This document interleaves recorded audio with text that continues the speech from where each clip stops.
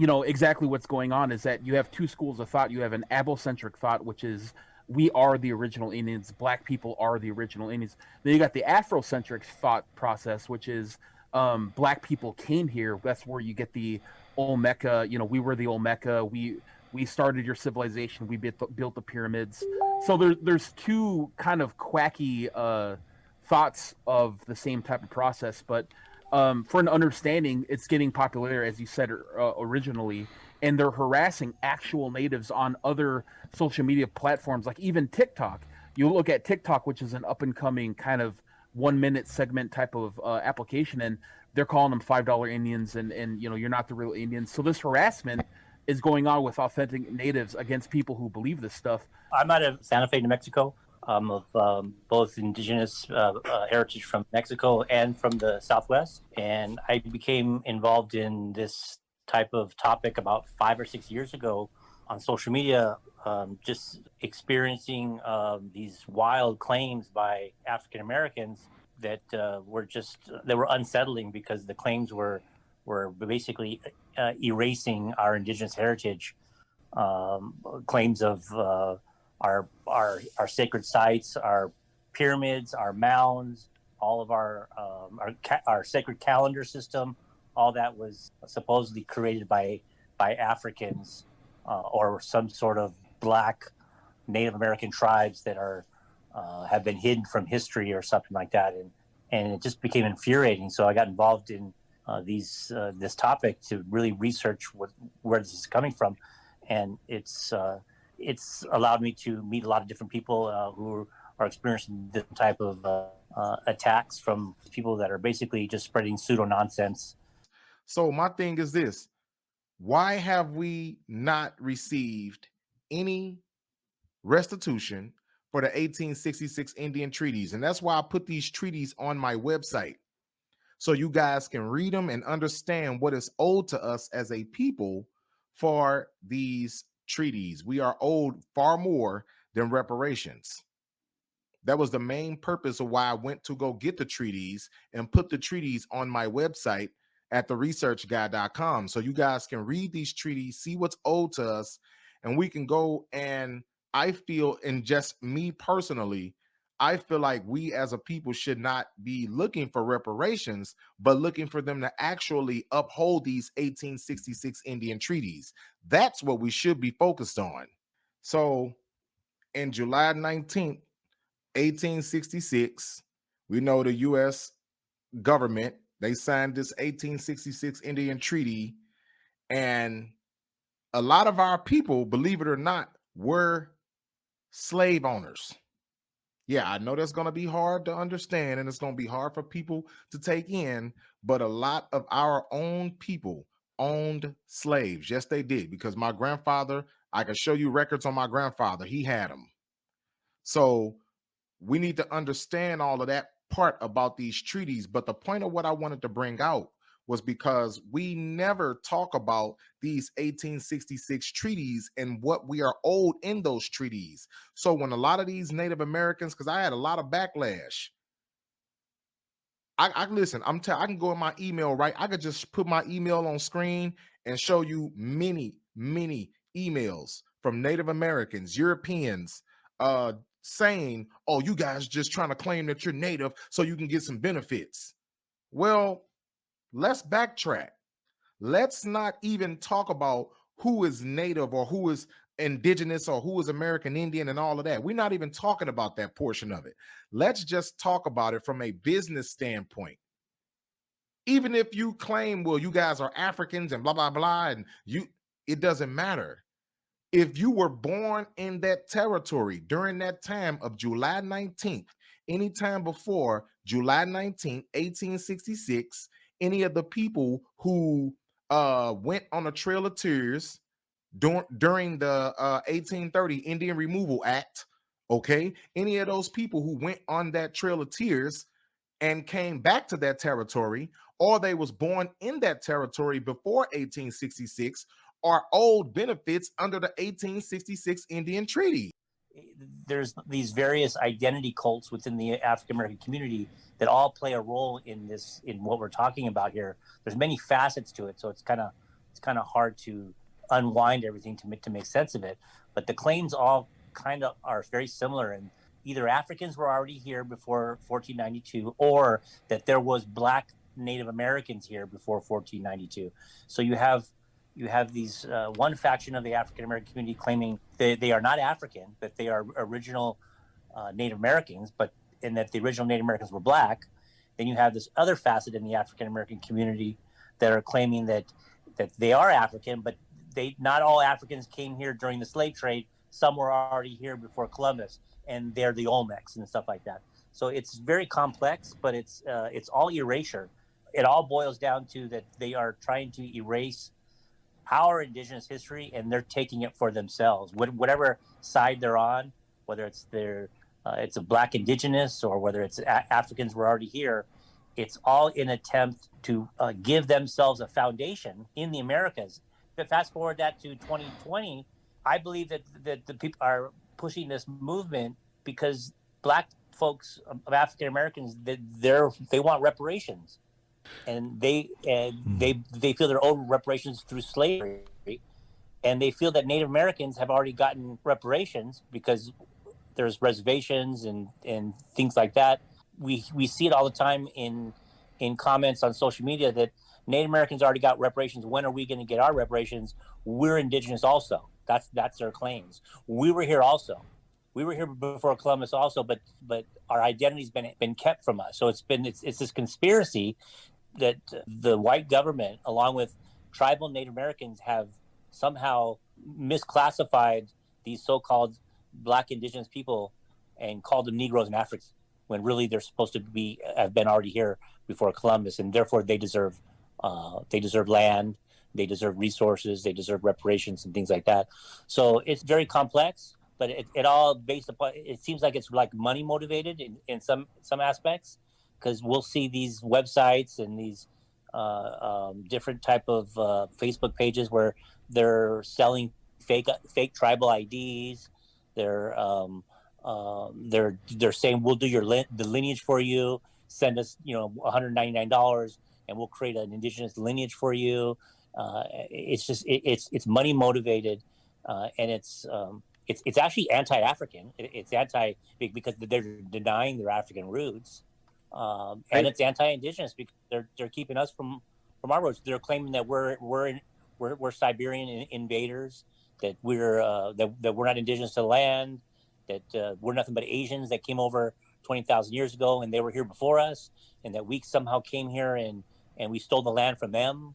But it's gotten to the point where there's threats. There's threats of violence against us. There's a lot of people saying racist things against us. There was even a couple years ago at the rally for Standing Rock. They were holding some rallies here in Los Angeles.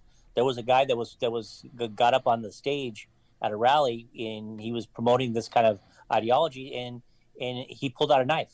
So it has a tendency to be violent. There's a group of these so-called Moorish Americans that claim indigenous.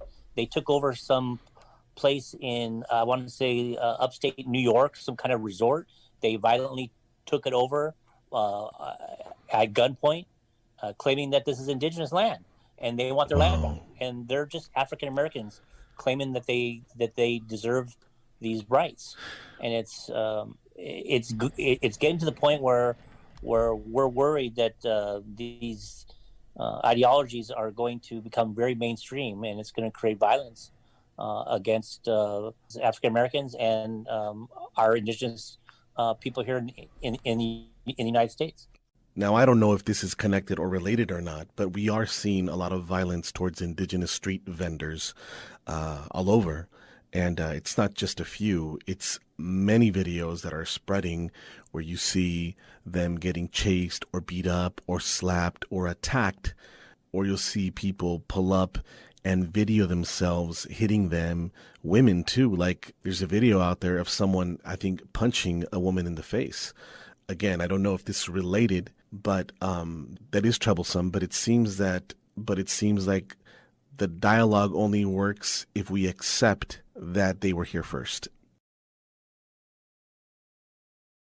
So regardless of what you talk about and how you think they just want benefits and blah blah blah, regardless of what you say, at the end of the day, we are still owed restitution. We are owed land. We are owed land. All right. So at the end of the day, you need to so now, okay, so now we're gonna go back to the 1866 Indian treaties.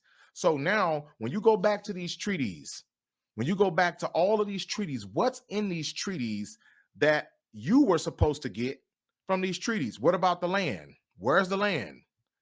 All of these acres of land that these people are sitting on right now, these people are sitting on all this land, and guess what? They haven't given you not 1 acre of it. But then they sit back and tell you, oh, go back to Africa, all these other things. But they have not one time brought up these treaties at all. None.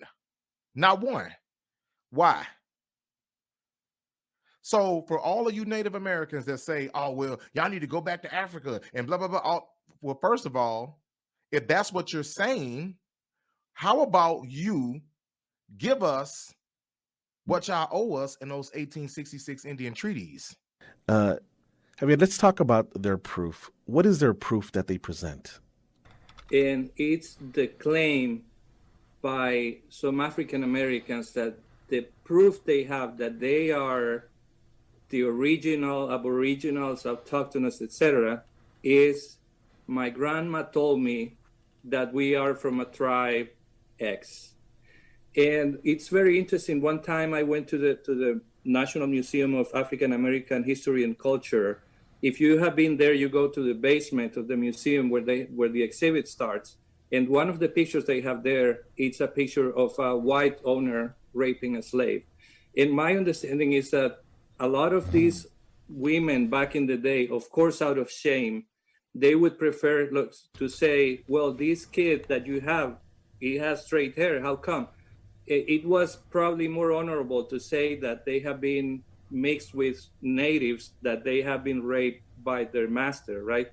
And also there's a situation in which many of these slaves that escaped their plantations were adopted by tribes, in some cases also enslaved by the tribes, and they intermixed. So some of them actually may have some let's say genetics of the Native Americans, and others it's just like their grandma told them, but then when they take the DNA test, surprise, less than 1% of Native American DNA. Javier, just to make it clear, there is Black people that did mix with Native Americans. There is a small number of people that did mix with Native Americans post 1492, correct? Yeah, and like I said, like that is not, and it's not a problem at all. But what they are, it's people who were brought from Africa after 1492. Then they, like I said, were adopted by the tribes, in some cases enslaved by the tribes, or in the case of Mexico, the Mascogos. Los Mascogos that live in Mexico. It's also a group of African slaves that escaped, went to Mexico where they could be free, and they started their own thing. And just recently, they have been recognized by the Mexican government as a native tribe. But same as everywhere I have been in Latin America and the Caribbean, these people from African ancestry, they all recognize that they came from Africa. They all recognize that they came as part of the slave trade, that they were, like in my country of origin, they speak English because they were brought here by English pirates, by the famous pirates of the Caribbean. And it's only the United States where I have seen people claiming that they are the Aboriginals. And like you said, without having any proof and making incredibly ridiculous claims like, we grew from the ground in the Americas and stuff like that. Not to mention, the Cherokee still have the tribal freedmen as citizens who receive all the same rights and benefits that Cherokee citizens enjoy. While the Creek and Seminole nations still have a freedman role which gives their respective tribal freedmen certain rights. Last but least, all of the 5 tribes, including the Choctaw and Chickasaw nations, still have many thousands of acres of allotted tribal land that is reserved for their respective tribal freedmen. Right. The tribal freedmen among the Choctaw and Chickasaw still have a right to seek citizenship or a freedman role. However, all tribal nations have the right to decide their enrollment criteria according to the Supreme Court, so we'll have to see how this plays out. The 5 tribes have tribal citizens who are either pure Native American, or Afro-Indigenous, or white Native admixed, or mixed with other ethnic groups. And they all come in different skin tones. However, all of the 5 tribes go by lineage or blood quantum, which varies from tribe to tribe, with the 5 tribes have already made reparations to their tribal freedmen. These tribes gave 2 million acres of land to their freedmen when these tribes signed the 1866 treaty, which was way back in the year 1866. A treaty that took over half of Oklahoma from all Native American tribes in the territory, which eventually became the state of Oklahoma. The 1866 treaty was a land grab by the colonizers. That only 10 to 20,000 Black Americans are direct descendants of tribal freedmen, which means that well over 99.9% of Black Americans have no lineage with tribal freedmen. That's why Black Americans have no entitlement to any tribal treaties, land, resources, or the 1866 treaty. Furthermore, the wealthy Black Wall Street that Claude celebrates as Black excellence was built upon allotted tribal land that is reserved for tribal freedmen. Of course, we all know what happened to Black Wall Street and other tribal freedmen communities. After the Civil War, you had freedmen living in Oklahoma. You have a freed Black population able to live on tribal lands in a communal way. The Dawes Act passed in 1887, allowing the federal government to break up tribal lands into individual plots. Black people in Oklahoma owned more land than in any other part of the country. About 2 million acres of land were allotted to the freedmen. So when you think about 40 acres and a mule and that false promise after the Civil War, Black people actually got that in Oklahoma. Those land allotments become the seeds of more than 50 Black towns that emerge in Oklahoma. More than any other state in the country. Once the 5 tribes received their allotment, then whatever was left, that was deemed surplus, and the government opened it for sale to whoever wanted to buy it. O.W. Gurley was a Southerner who hailed from Arkansas, who came to Tulsa to purchase land. The land that Greenwood exists on was not land that whites at the time deemed as valuable, but it's land that could be sold to quote unquote a Negro buyer. Gurley purchases an allotment of land. His goal was to incubate a Black community. O.W. Gurley opened a grocery store on what would become Greenwood Avenue. He was really able to tap into a lot of dynamics happening throughout the state where people would be traveling to these different communities, and some of the freedmen ended up settling in Greenwood. They were able to provide some of that nurturing wealth. Land for recently enslaved people is everything, because we have to imagine a world in which an enslaved person did not have property rights in themselves. In some nations, like the Cherokee and Creek nations, there were actually large factional disputes over the institution of slavery, somewhat similar to like we see in the US. Confederates told the 5 tribes that they would treat them better than the United States did. And so you actually have a battle between the Confederacy and the Union over Native American loyalty. So the Confederates say, we're going to give you congressional representation. We're going to give you a more influential say in governmental affairs. We're going to allow you to keep your land in Indian territory forever without white settlement. And so these are the things that they're really kind of picking up on as things that the five tribes aren't happy about with the United States. Now, would the Confederacy have actually kept these promises? Probably not.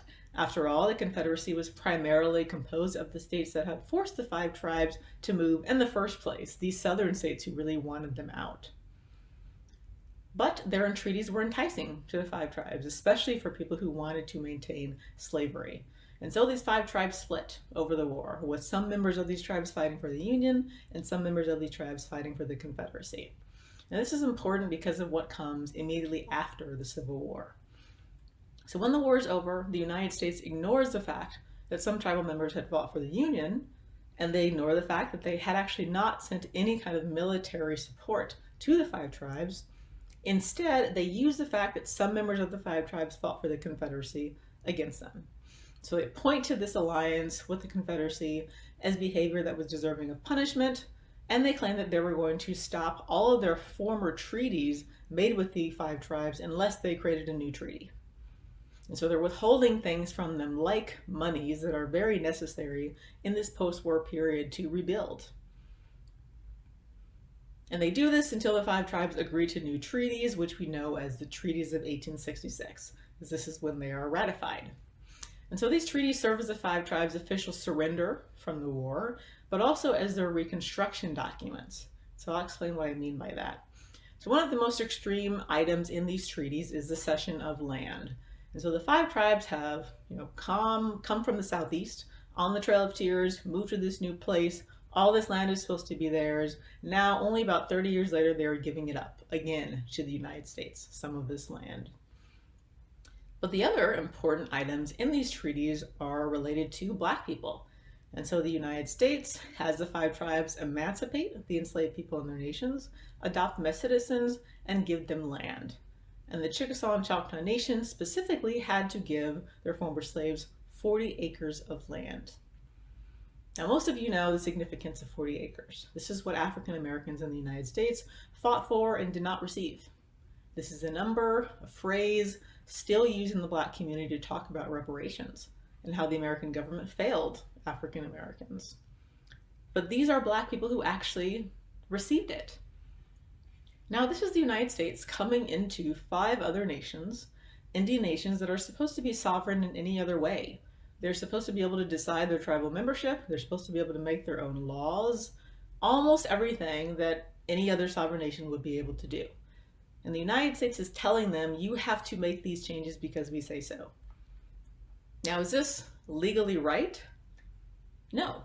Well, Black people were actually being used in a way as a tool to weaken Native nations' right to make their own decisions about tribal membership and governance. The Cherokee Nation had ordered emancipation in 1863, along with the U.S. with the Emancipation Proclamation. And so they were the only one of the five tribes to actually emancipate without direct coercion. But without U.S. intervention, we don't know if the other tribes would have ever emancipated their slaves. And so these freedoms, these rights, and especially this land, put the former slaves of the five tribes on a different plane than African Americans in the United States. It gave them different opportunities. And these opportunities are why so many Black people from the United States flocked to Indian Territory after emancipation. This Black migration is why Oklahoma Black towns exist, and it's why Black Wall Street existed. Now, I know many people just learned about the Tulsa Massacre thanks to Watchmen or Lovecraft Country, but these shows and even a lot of the articles that follow them trying to kind of explain this event miss this deeper history of the region. African Americans came from the South to Indian Territory and later to Oklahoma because the United States had forced Indian nations to recognize Black rights and to give them a sort of reparations. They had forced Indian nations to do something that they themselves were unwilling to do. And so we can only truly understand the Tulsa Massacre if we know about and understand the Black and Native people who lived in Tulsa and the broader region before. Now, what I argue in my new book is that even though life in Indian Territory was not perfect for Black people, there was no large-scale white violence, and there was no large-scale attack on their right to vote, for example. And so Black people are serving on juries and voting and building homes and communities in Indian Territory through the 1890s, while African Americans in the South have seen their ability to exercise their rights and live freely really decimated by this point. At the same time, as they moved, these Black migrants sometimes brought with them negative and harmful ideas about Native Americans. And these are ideas that they've taken from whites. For example, many African American leaders, including Frederick Douglass, spoke about how Native Americans were uncivilized. And so he argued that Black settlement in places like Indian Territory would improve the West. Now this, in effect, was promoting colonization. This was not living in kind with Indian brothers and sisters. This was not advocating for a multiracial democracy, but rather this was disparaging Native people, to argue that Native Americans were not the ideal residents of the West, but instead African Americans were, because they were more willing to assimilate to white American culture. And so Black settlement in Indian Territory is more complicated than the celebratory narrative of, say, Black Wall Street. Some Black people bought into and disseminated racially prejudiced ideas about Native people. And some Native people adopted chattel slavery and anti-Blackness. But these were two groups, Native people and Black people, who were both trying to survive, both trying to win at an unwinnable game of succeeding in a white supremacist society. If anything, the tribal freedmen and any Black Americans who are direct descendants of the Tulsa Race Massacre should sue the state of Oklahoma and the federal government. After all, they both conspired to take freedmen land and destroy thriving Black communities. The Seminole never owned Black slaves. In reality, they allied and adopted both the Gullah and runaway slaves. There were dozens of tribes out east who also adopted, allied, and married runaway Black slaves and assisted runaway Black slaves on the Underground Railroad. Another group of people also seek sanctuary among the Seminoles. Blacks, fleeing the horrors of slavery in the United States. In Spanish Florida, the runaway slaves join other Blacks working and living with the Indians. It became quite a thing to flee into Florida by the hundreds, and it was quite productive. They could raise crops right next to the Indians. They married Indians. They became a part of the frontier. They raised their families. They raised their grandchildren, and they died right here in Florida. What's more, there is the burning issue that refuses to die: slavery. Many slaveholders fear that the presence of escaped Blacks in Florida will incite slave insurrections.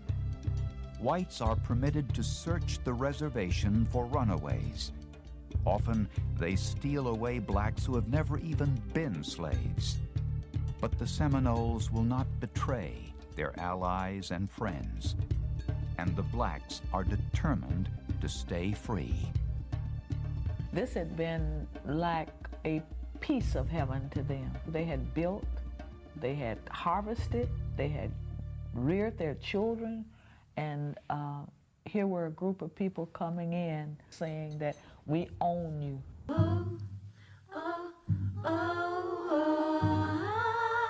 Throughout the 17th and 18th centuries, a handful of families in each tribe intermarried and traded comfortably with Europeans. They abandoned tradition and were more comfortable speaking English than their native languages. They owned plantations and slaves and sent their children to school in Paris, London, or Charleston. In the upside-down history of the times, they emerged as leaders of our tribes because they could speak English and were comfortable in the halls of Congress.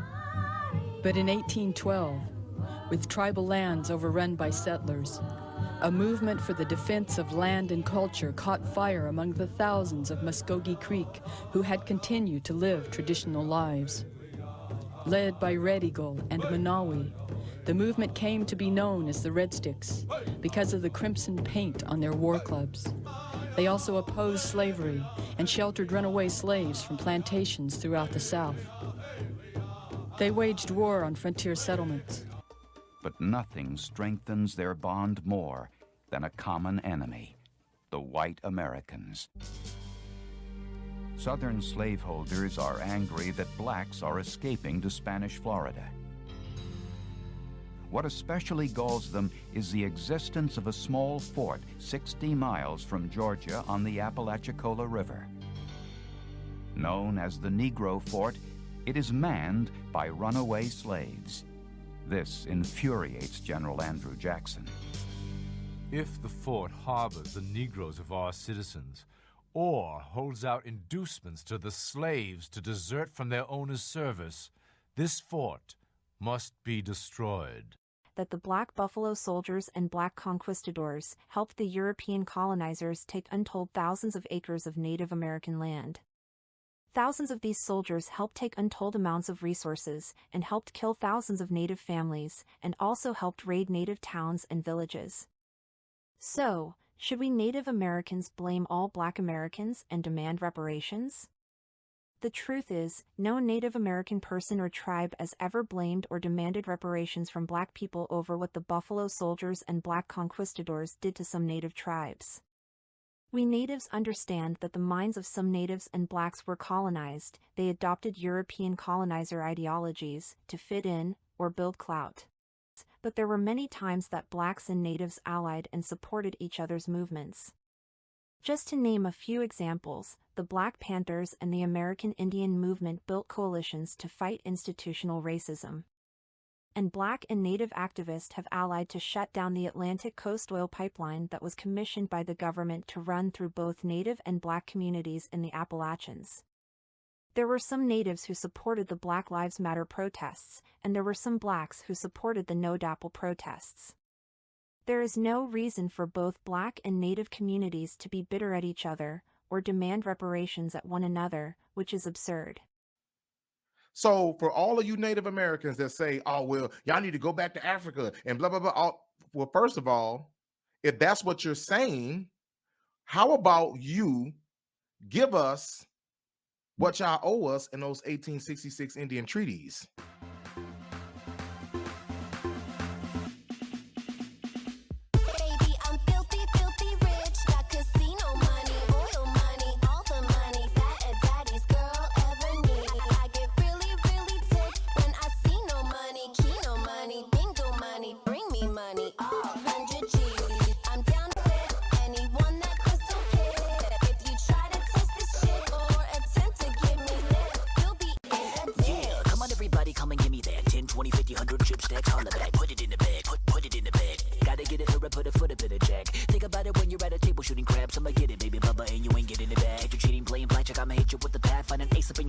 Foot up in your that's right, looking for the cash, right? Better make it fast, cause I needed it by last night. Calling up your lamb, so I made it for the south side where the camera had. Got it mounted on the outside, cops right in on the walkie-talkie. Suspects hog tied. One guy's got a knife stuck in his right thigh. That guy and he might die. Making that casino money got you feeling alright. Give me that casino money, gotta get that casino money. Give me that casino money, gotta get that casino money. Give me that casino money, gotta get that casino money. Give me that casino money, gotta get that casino money.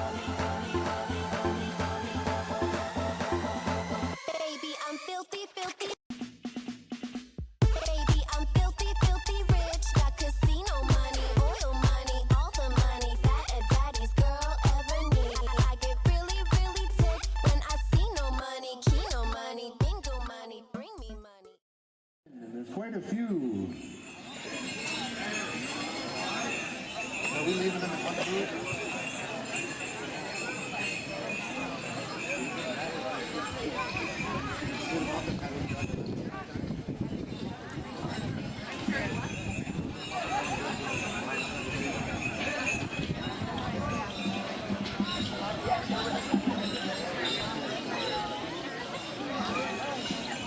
All right, looks like we got, again, Western New York covered here. Hometown heroes, and some people via Onondaga, Cattaraugus, Six Nations.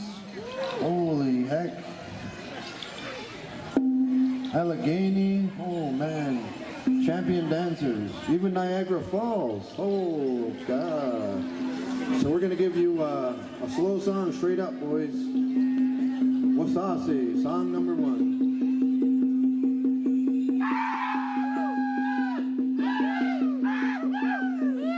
Scared me. stunker. Holy heck. Woo. Doing their job out there. Here we go.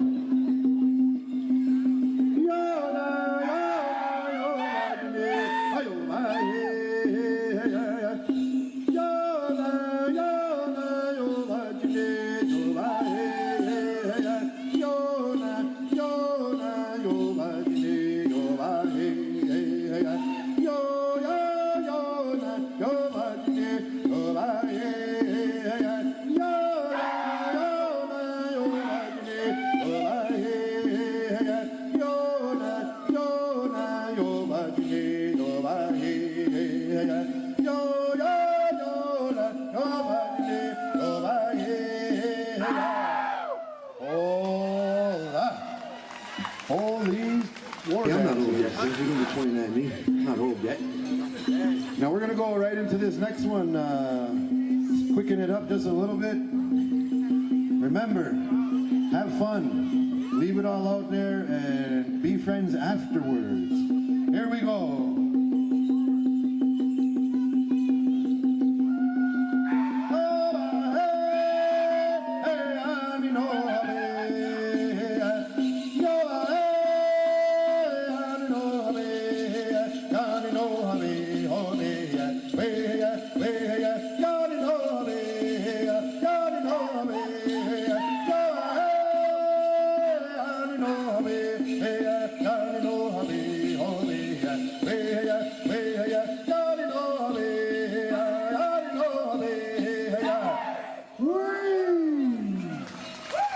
Don't even line up, just shake it out and get ready for song number 3.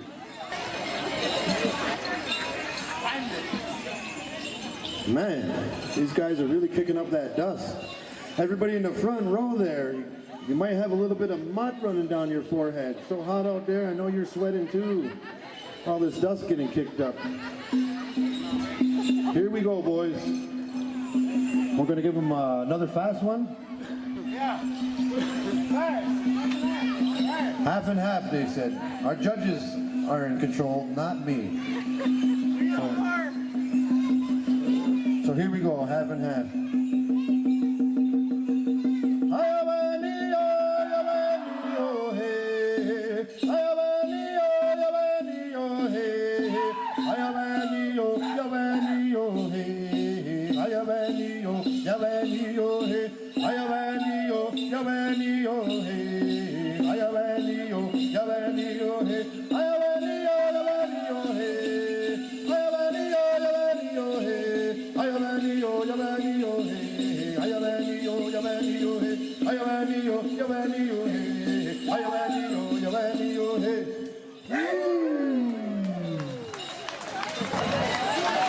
They said faster. They said that wasn't fast enough and we gotta wait for these dancers. Remember, dance in your area, proprioception, spatial awareness. Let's not try to get tangled up. Let's not try to step on each other's toes. That might be a nice tactic in the octagon, but not here. Although this is just as fierce. Everybody out here war hooping and they're out for some goodness. So they said a fast one, you boys. We're gonna keep it simple, we're gonna keep it short. And hopefully everybody has a really good time. So here we go.